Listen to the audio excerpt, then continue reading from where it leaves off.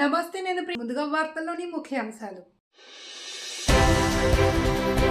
జిల్లా వ్యాప్తంగా వైసీపీ ఆధ్వర్యంలో పాప ప్రక్షాళన పూజలు. తిరుమల లడ్డు వ్యవహారంలో కల్తీ లడ్డూపై చంద్రబాబును క్షమించాలి అని పూజలు. నేటి నుండి విజయదుర్గాదేవి ఆలయ వార్షిక బ్రహ్మోత్సవాలు. 3వ తేదీన కళ్యాణం. కడప నగరంలో భారీ నగరోత్సవం. ఆలయ వ్యవస్థాపకులు దుర్గాప్రసాద్ వెల్లడి. శ్రీరాముని శోభాయాత్రలో ప్రమాదవశాత్తు గాయపడి మృతి చెందిన హరి కుటుంబానికి అన్ని విధాలుగా అండగా ఉంటాం. ఎమ్మెల్యే మాధవిరెడ్డి భరోసా.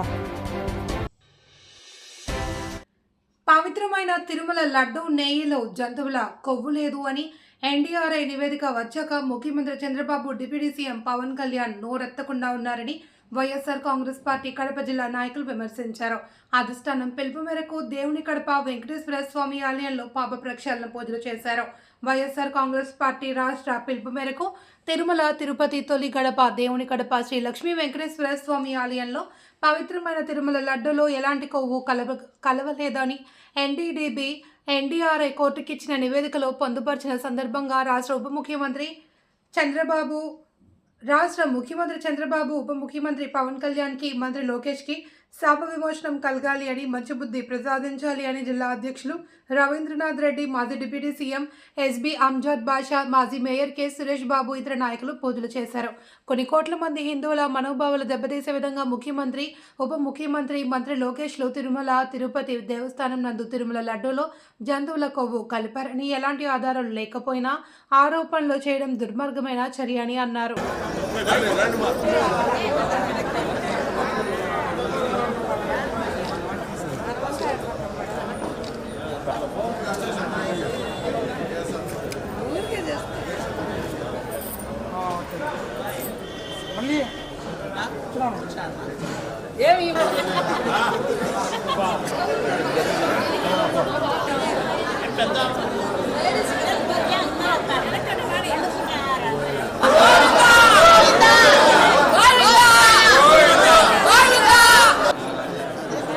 అన్నా కొంచెం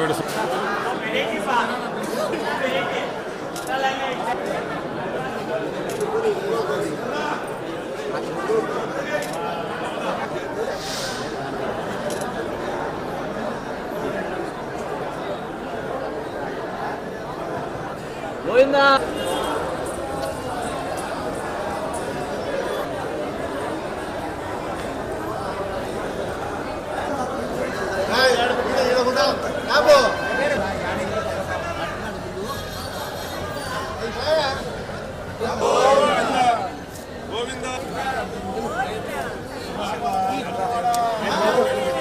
పెద్దనా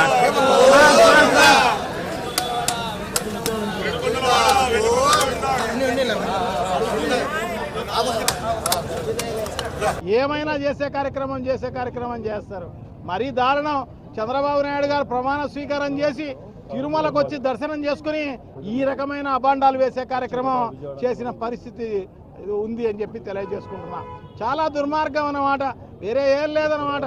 సో తప్పకుండా వీళ్ళకు తప్పకుండా శిక్ష అనేది ఖచ్చితంగా, అది చాలా దారుణమైన శిక్ష ఉండే కార్యక్రమం తప్పకుండా జరుగుతుంది అని చెప్పి తెలియజేసుకుంటున్నాను అన్నమాట. సో తప్పకుండా, ఎందుకంటే అందరూ అంత భక్తిభావంతో ఉండే పరిస్థితి అన్నమాట. సో దాన్ని మనం ఈ రాష్ట్ర ప్రజలుగా ఉండి ఈ దేవాలయాన్ని ఆ రకంగా వెంకటేశ్వర స్వామిని ప్రసాదాన్ని ఈ రకంగా కించపరిచే కార్యక్రమం చేస్తే మిగతా వాళ్ళందరూ కూడా ఏమనుకునే కార్యక్రమం జరుగుతుంది. మేమంతా ఇంత ముందంతా తినిందంతా కూడా పంది కొవ్వు మాంసమా, లేకుంటే చేపలకు సంబంధించిన కొవ్వు మాంసమా అని చెప్పేసి వాళ్ళందరూ కూడా బాధపడే కార్యక్రమం జరుగుతుందన్నమాట. ఇంత దారుణంగా జరుగుతోంది ఆ రాష్ట్రంలో అని చెప్పేసి. కానీ దేవుడు అనేవాడు ఉన్నాడు కాబట్టే, నిజం నిప్పు లాంటిది కాబట్టే, సో అది నిజానమైనా కూడా తప్పకుండా ఈరోజు ప్రజలందరికీ తెలిసే విధంగా ఈరోజు సుప్రీంకోర్టు నియమించిన సిట్ ఆధ్వర్యంలో వాళ్ళు చేసిన ఎంక్వైరీ, దాదాపు కొన్ని వేల మందిని వాళ్ళందరూ కూడా ఎంక్వైరీ చేయడం జరిగింది. ఎంక్వైరీ చేసి ఖచ్చితంగా వాళ్ళందరూ కూడా జంతు కొవ్వు కానీ ఇంకొకటి కానీ లేదు అని చెప్పేసి చెప్పడం జరుగుతుంది అనమాట. అయినా కూడా వదలకోకుండా మళ్ళీ కల్తీ జరుగుతోంది, ఇదంతా కూడా నిజము అని చెప్పేసి మళ్ళా పోస్టర్లు వేసే కార్యక్రమం చేస్తున్నందుకు నిజంగా కూడా ఎంత దుర్మార్గం ఇదంతా కూడా. అది కూడా ఎడంటే ఆడ టాయిలెట్ల పైన అక్కడ ఇక్కడ వెంకటేశ్వర స్వామి ఫోటో వేసి ఆ రకంగా లడ్డూ గుళ్ళ పైన మళ్ళీ కార్టూన్ వేసి ఈ రకంగా చేసిన పరిస్థితి అనమాట. నిజంగా కూడా ఇవన్నీ కూడా క్షమించరాని నేరాలు. ఖచ్చితంగా దేవుడు వీళ్ళపైన శిక్ష వేసే కార్యక్రమం తప్పకుండా జరుగుతుంది అని చెప్పి తెలియజేసుకుంటున్నాం అన్నమాట. సో తప్పకుండా, ఎందుకంటే నిజంగా కూడా చాలా ఉంటుంది. మరి అక్కడ ప్రతి వస్తువు కూడా మరి అక్కడ టెస్ట్ చేయబడడం జరుగుతుంది. మరి ఎక్కడైనా అక్కడ కల్తీ జరిగినట్టుగా మరి అక్కడ నిర్ధారణ అయితే మరి అవన్నీ కూడా రిటర్న్ పంపించే కార్యక్రమం జరుగుతూ ఉంటుంది. దాంట్లో భాగంగానే చంద్రబాబు నాయుడు గారి ప్రభుత్వంలో కూడా మరి 4 ట్యాంకర్లు కల్తీ జరిగిందని చెప్పి మరి ఆనాడు వెనక్కి పంపించిన పరిస్థితి మనమందరికీ కూడా తెలిసిన విషయమే. మరి ఆ రకంగా ఈరోజు కేవలం తన స్వార్థ రాజకీయాల కోసం మరి ఏదో జగన్మోహన్ రెడ్డి గారి ప్రతిష్టను దిగజార్చాలి అని చెప్పి ఆలోచించి జగన్మోహన్ రెడ్డి గారి ప్రభుత్వాన్ని మరి అబాసు పాలు చేయాలి ఈ రాష్ట్రంలో అని చెప్పి మరి ఈరోజు ఏదైతే చంద్రబాబు నాయుడు గారు మరి ఆ లడ్డు అపవిత్ర జరిగిందని చెప్పి మరి నింద వేయడం జరిగింది. మరి ఇవాళ నేను ఒకటే చెప్తున్నాను, ఖచ్చితంగా చంద్రబాబు నాయుడు గారికి మరి ఈరోజు మేమందరం కూడా ఇక్కడ ఆ భగవంతుని ప్రార్థించడం జరిగింది, ఈ ప్రభుత్వానికి మంచి బుద్ధి ప్రసాదించే ప్రభువా అని చెప్పి. మరి అదేవిధంగా మరీ ముఖ్యంగా చంద్రబాబు నాయుడు గారికి అయితేమి, మరి లోకేష్కి అయితేమి, మరి పవన్ కళ్యాణ్ గారికి మంచి బుద్ధి ప్రసాదించు. మరి ఏదైతే ఎవరైతే ఎంతో కోట్లాది మంది మనోభావాలను దెబ్బతీసి కడప నగరంలోని బిల్డప్ సర్కిల్ సమీపంలో వెలసిన శ్రీ విజయదుర్గాదేవి ఆలయంలో వార్షిక బ్రహ్మోత్సవాలను నేటి నుండి నిర్వహిస్తున్నట్లు ఆలయ వ్యవస్థాపకులు దుర్గాప్రసాద్ తెలిపారు. నేటి నుండి 4 రోజుల పాటు అమ్మవారికి ప్రత్యేకమైన అభిషేకాలు, హోమాలు, విశేష అలంకరణ నిర్వహిస్తున్నట్లు పేర్కొన్నారు. ఈ సందర్భంగా బ్రహ్మోత్సవాల్లో మొదటి రోజు అమ్మవారికి ఉదయం నుంచి అమ్మవారికి విశేషమైన గణపతి పూజ, పుణ్యవచనం, మత్స్యంగ్రహణము, అంకురారోపణ, బ్రహ్మోత్సవ పూర్వంగా కార్యక్రమం నిర్వహించారు. మధ్యాహ్నం 12 గంటలకు సుమంగళి పూజను నిర్వహించి సాయంత్రం అమ్మవారిని ఆలయ ప్రదక్షిణ ఊరేగింపు నిర్వహించనున్నారు. అమ్మవారికి విశేషంగా తొలి పూజలను ఆలయ వ్యవస్థాపకులు సుధా మల్లికార్జునరావు, దుర్గాప్రసాద్ నిర్వహించి అమ్మవారిని దర్శించుకొని ప్రత్యేక పూజలు చేశారు. 3వ తేదీ మల్లికార్జున సమేత విజయదుర్గాదేవి అమ్మవారి కళ్యాణ మహోత్సవం అని వైభవంగా నిర్వహించి రాత్రికి పట్టణ పుర వీధులలో ఊరేగింపును వైభవంగా నిర్వహిస్తామని నిర్వాహకులు తెలిపారు.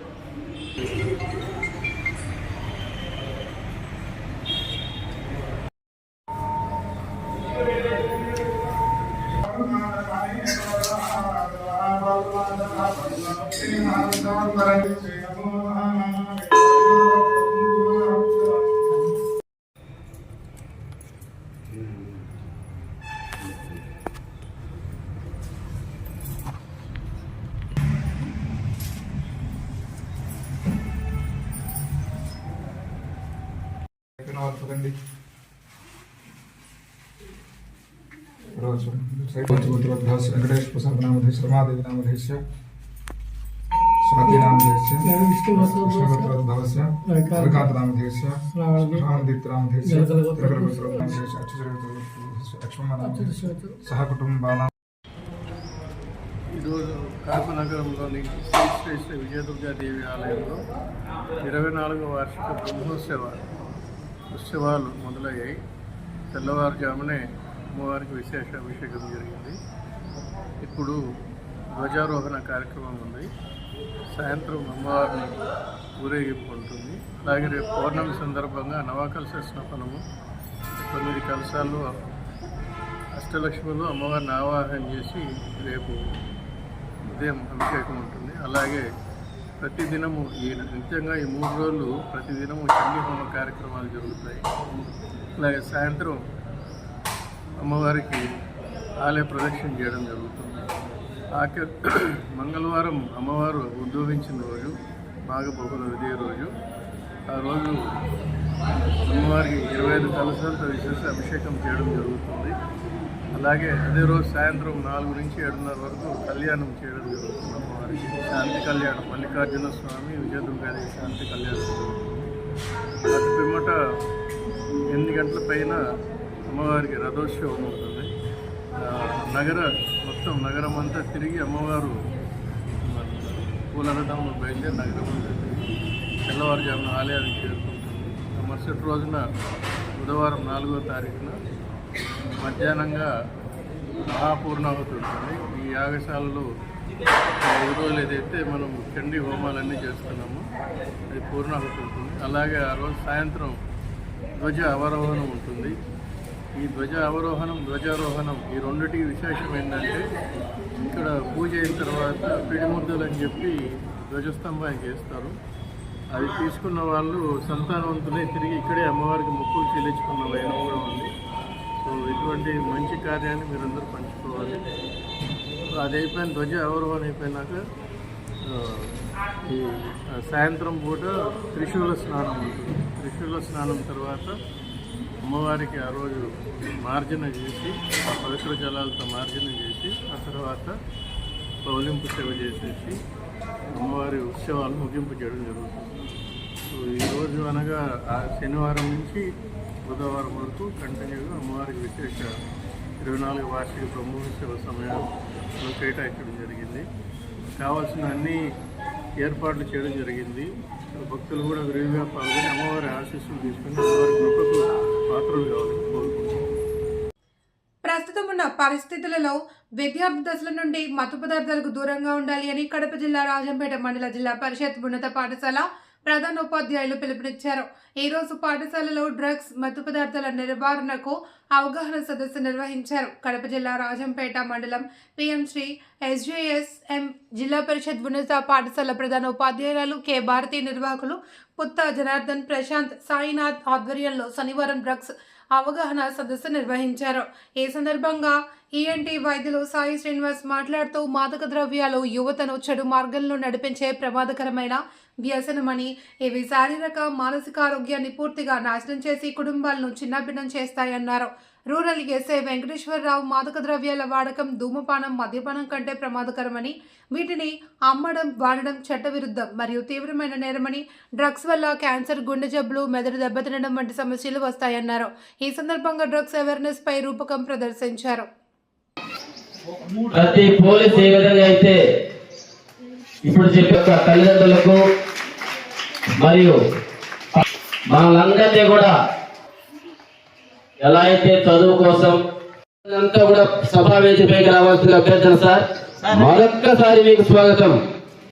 మన పాఠశాల సిబ్బంది, వారితో పాటు మరి మన ఆయాలు ఎందుకు ఈరోజు ప్రోగ్రామ్ చూసుకున్నట్టయితే ఎందుకు ఫ్రీగా ఉండాలి, ఎందుకు అనేది మీకు తెలుసు.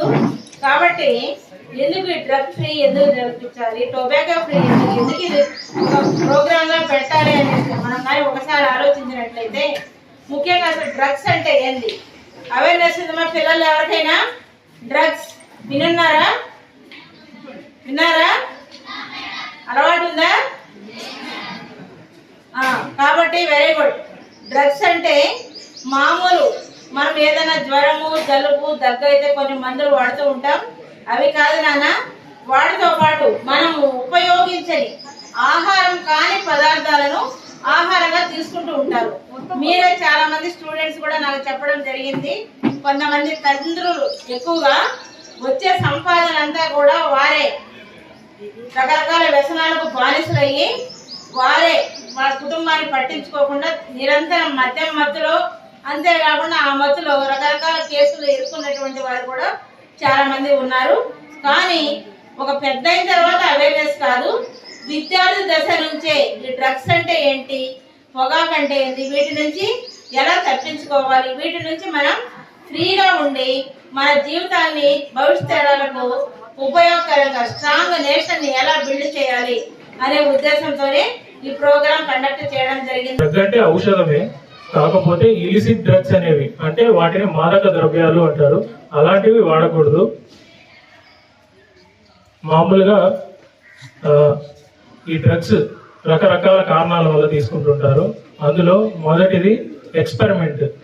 ఈ యుక్త వయసులో మంచి చెడు తెలియకపోవడం వల్ల పక్కన స్టూడెంట్స్ని పియర్ గ్రూప్ అంటారు, వాళ్ళని చూసి ఈ ఫ్యాషన్గా కొంతమంది ఇంట్లో వాళ్ళు ఇలాంటి డ్రగ్స్ తీసుకుంటుంటారు, అలాంటి వాళ్ళని చూసి కొంతమంది ఇలా చాలా రకరకాల కారణాల వల్ల తీసుకుంటుంటారు. వాటి వల్ల వాళ్ళే కాదు వాళ్ళ ఫ్యామిలీస్ కూడా అఫెక్ట్ అవుతాయి. దీంట్లో ముఖ్యంగా జన్యుపరమైన కారణాలు కూడా ఉంటాయి. కొంతమంది జెనెటిక్గా కూడా వీటికి ఎక్కువగా ససెప్టబుల్ అంటారు, అలా తీసుకుంటుంటారు. మీకు ఈ సమయంలోనే ఈ డ్రగ్స్ అనేది ఎలా ఉంటుంది, ఏ విధంగా ఉంటుంది, దానివల్ల నష్టాలేమి అనేది మీకు అవగాహన కలిగించి వాటి నుండి దూరంగా ఉంచడానికి ఈ అవగాహన కార్యక్రమం. ఇప్పుడు మీరు ఎదుగుతున్న శక్తి అన్నాం కదా, అంటే ఏ రకంగా శక్తి అనేది ఒక మనిషికి శక్తి ఏ రూపంలో ఉంటుంది తెలుసా?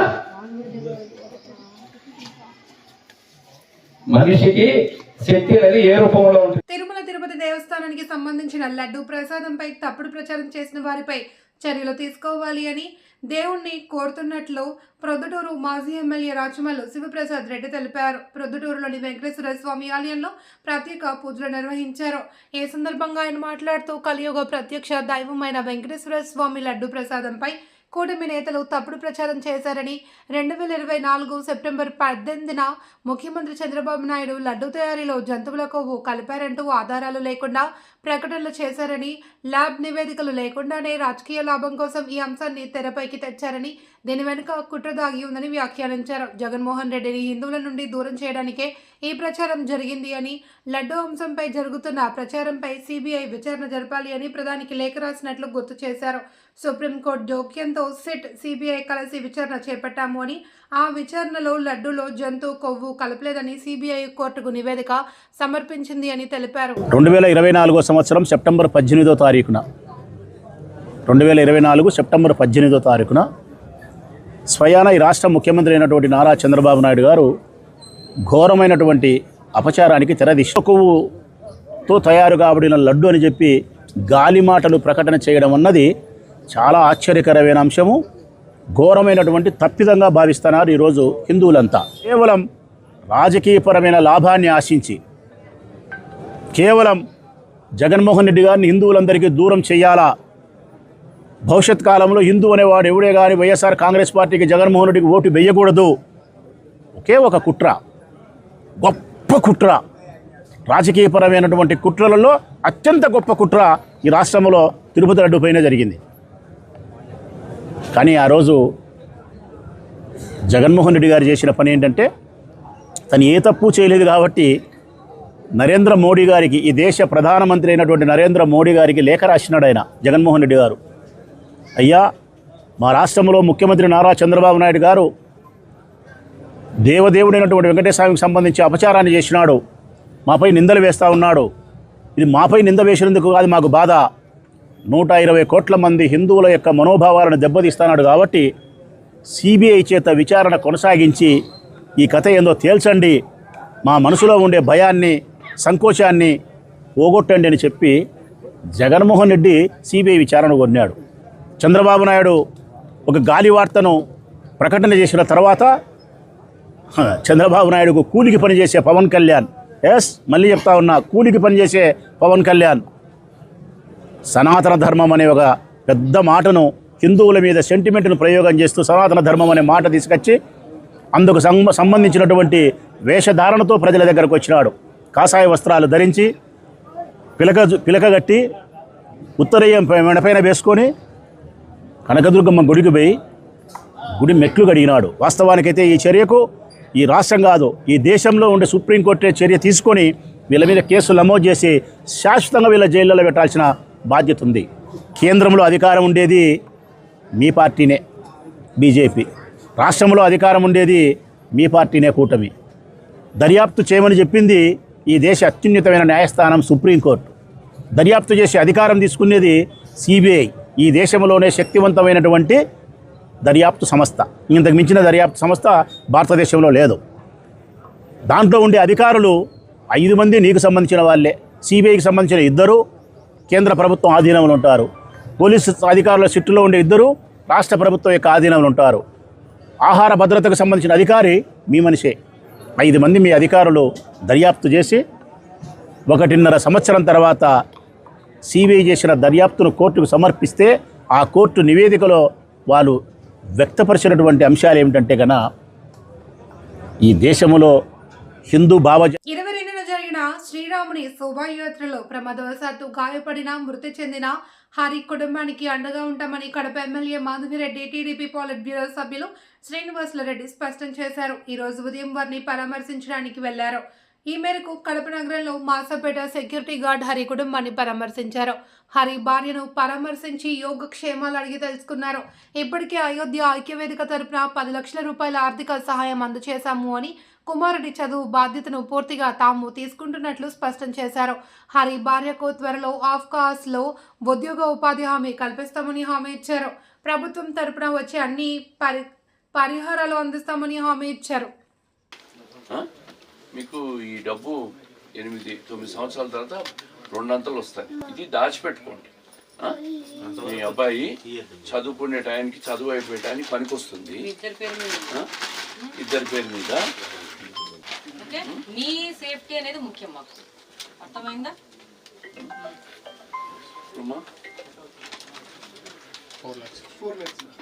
4 లక్షల రూపాయలు డబ్బులమ్మా. అంతకుముందు 1 లక్ష ఇచ్చారు, మొత్తం 10 లక్షలు. ఏదో ఇల్లు ఏదో తాకట్టు పెట్టుకున్నావు అంటే ఇడిపించుకో. ఎవ్వరికి డబ్బులు ఇవ్వద్దు, నీ డబ్బు నీ దగ్గర పెట్టుకో. జాగ్రత్తగా కూడా పెట్టుకో. ఇంకేదైనా సాయం కావాలా అంటే వాళ్ళు నీతో పాటు వస్తారు, వాళ్ళతో మాట్లాడతారు, ఏదున్నా వాళ్ళు చేస్తారు. ఓకే, నువ్వు ఆలయ కమిటీ వాళ్ళని నమ్ముకో, సార్ నీకోసం మాత్రమే పనిచేస్తారు. అర్థమైందా? చంద్రన్న కూడా ఉన్నారు. అర్థమైందా? ఆయన తెలుసు కదమ్మా. ఆయన తీసుకొని ఆ డబ్బు కట్టే చోట ఎక్కడో కొంచెం నెగోషియేట్ చేసి తగ్గించేసి ఆయన ఉన్నాడు, చంద్రశేఖర్ రెడ్డి ఉన్నాడు, చాలు కదా, ఆయన చూసుకుంటాడు. నీ డబ్బుకు భద్రంగా ఆయన చూసుకుంటారు. అన్నీ కూడా తీసుకోవడానికి ప్రతి ఒక్క హిందువు ముందుకు వచ్చినారు. ఆ వ్యక్తిని కాపాడడానికి ఎంతగానో కృషి చేశాం, కానీ దాంట్లో సక్సెస్ కాలేకపోయినాము.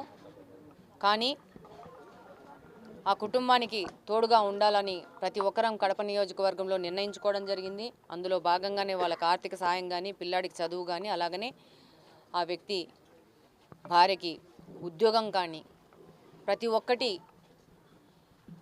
శోభాయాత్రలో పాల్గొన్న ప్రతి ఒక్క హిందూ బాధ్యతగా తీసుకొని ముందుకెళ్తా ఉన్నాము. ఆ కుటుంబానికి అండగా ఉంటాము. అలాగనే ఈ ఘటన ఇక భవిష్యత్తులో పునరావృతం కాకుండా చేయవలసిన ప్రికాషన్స్ అన్ని తీసుకొని ముందుకెళ్తాము. పబ్లిక్ గ్యాదర్ అయ్యే చోట, ఏ ఒక్క ర్యాలీలలోనూ, ఏ ఒక్క ఉత్సవాలలోనూ కూడా పటాకులకు పర్మిషన్ ఇవ్వకుండా ఉండే విధంగా కలెక్టర్ గారిని, ఎస్పీ గారిని, ఫైర్ డిపార్ట్మెంట్ని అడుగుతున్నాము. అలాగనే వాళ్ళు కూడా ప్రజల సేఫ్టీ దృష్టిలో ఉంచుకొని భవిష్యత్తు కాలంలో ఈ యొక్క బాణాసంచా పేల్చడము ఇవన్నీ కడపలో బహిష్కరించే విధంగా రాబో కాలంలో ముందుకెళ్తాము. మాసాపేటలో, కడప నగరంలో మాసాపేటలో శ్రీహరి అనే ఒక సెక్యూరిటీ గార్డు మొన్న జరిగిన 22వ తేదీ జరిగిన శోభాయాత్రలో ప్రమాదవశాత్తు దురదృష్టపరంగా చనిపోవడం జరిగింది. దీపావళి పటాకులు కాల్చినప్పుడు ఆ పటాకి తగిలి చనిపోవడం. 3 రోజులు అతని కోసం రిమ్స్ వైద్యులందరూ కూడా చాలా శ్రమించినప్పటికీ కూడా దురదృష్టవశాత్తు చనిపోయాడు. ఈరోజు అయోధ్య ఆలయ కమిటీ, అదేవిధంగా 3 స్కూల్స్ కూడా ఆ కుటుంబానికి అండగా 6 సంవత్సరాలు 7 సంవత్సరాల అబ్బాయి, ఒకటే అబ్బాయి, అతను చదివించేదానికి 3 స్కూల్స్ వాళ్ళు ముందుకు వచ్చారు. అదేవిధంగా ఆలయ కమిటీ వాళ్ళు కూడా 10 లక్షల రూపాయలు ఆ కుటుంబానికి అండగా ఉండాలని చెప్పి 10 లక్షల రూపాయలు కూడా డబ్బులు ఇవ్వడం జరిగింది. కడపలో మేము జిల్లా కలెక్టర్ గారితో మాట్లాడి, నేను ఎమ్మెల్యే గారు కూడా ఏదైతే చనిపోయిన వ్యక్తి భార్యకు ఒక అవుట్సోర్సింగ్లో ఉద్యోగం ఇస్తామని కూడా భరోసా ఇచ్చాం, ధైర్యం ఇచ్చినాం. ఇటువంటి సంఘటనలు మరీ భవిష్యత్తులో పునరావృతం కాకుండా నగరంలో ఒక దీపావళి సందర్భంగా తప్పితే మిగతా సందర్భంలో టపాకులు ఎక్కడా కూడా వినియోగించకుండా పోలీసులను కూడా రిక్వెస్ట్ చేశాం. పేద ప్రజలకు కూటమి ప్రభుత్వం అందిస్తున్న ఎన్టీఆర్ భరోసా పెన్షన్ అండగా ఉంటుంది అని Kadapa MLA Madhavi Reddy, TDP politburo సభ్యులు శ్రీనివాసులు రెడ్డి స్పష్టం చేశారు. లబ్ధిదారులకు కడప నగరంలోని వివిధ ప్రాంతాలలో వారు పింఛన్లను అందజేశారు. ఈ సందర్భంగా కడప నగరంలోని రాజారెడ్డి వీధిలో పాలిట్ బ్యూరో సభ్యులు శ్రీనివాసులు రెడ్డి 3వ డివిజన్ ఆచారి కాలనీ, జర్నలిస్ట్ కాలనీలో ఎమ్మెల్యే మాధవిరెడ్డి లబ్ధిదారులకు పింఛన్ అందజేశారు. వారి యోగక్షేమాలు అడిగి తెలుసుకుని ఏమైనా సమస్యలు ఉంటే తెలపాలన్నారు. 1వ తేదీ ఆదివారం కావడంతో ముందు రోజే తెల్లవారక ముందే ఇంటి వద్దకు పెన్షన్ అందించాలి అని స్పష్టం చేశారు. వృద్ధులకు, వికలాంగులకు ఎన్టీఆర్ భరోసా పెన్షన్ అండగా ఉంటుంది అని స్పష్టం చేశారు.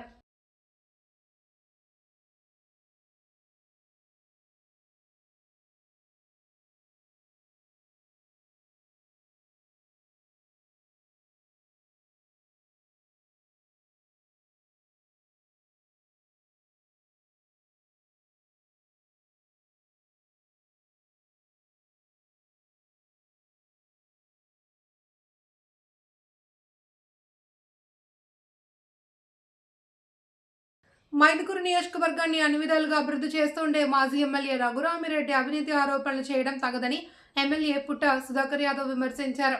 గత కొన్ని రోజులుగా మాజీ ఎమ్మెల్యే రఘురామిరెడ్డి చేస్తున్న ఆరోపణలపై తీవ్ర స్థాయిలో ఎమ్మెల్యే ధ్వజమెత్తారు. మైదుకూరు నియోజకవర్గానికి ఎమ్మెల్యే అయిన తర్వాత అన్ని ప్రాంతాలను అభివృద్ధి చేసే దిశగా చర్యలు తీసుకుంటున్నాము అని అన్నారు. అయితే మాజీ ఎమ్మెల్యే రఘురామిరెడ్డి హద్దులు దాటి అనవసర విషయాలపై ఆరోపణలు చేయడం మంచి పద్ధతి కాదన్నారు.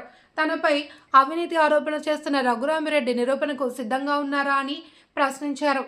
నియోజకవర్గ పరిధిలో అవినీతి పరులు ఎవరు, ప్రజా నాయకులు అనేది ప్రజలు గమనిస్తున్నారు. ఇప్పటికైనా అనవసర ఆరోపణలు మానుకుని ప్రజలకు నచ్చే రాజకీయాలు చేయాలి అని అన్నారు. నేను ఫ్రీగా ఇచ్చిన అంటే నిజాయితీ పడు ఎవరా, నువ్వు నిజాయితీ పడివా, నేను అవినీతి పడునా ప్రజలకు తెలుసుకోవాలా. అందుకే ఇది ప్రజలకు తెలియజేయాలని చెప్పి నేను చెప్పుకుంటూ వస్తానా. ఇంకొకటి, గ్రావల్ నేనేదో అమ్ముకుంటానని చెప్పి చెప్పినావు.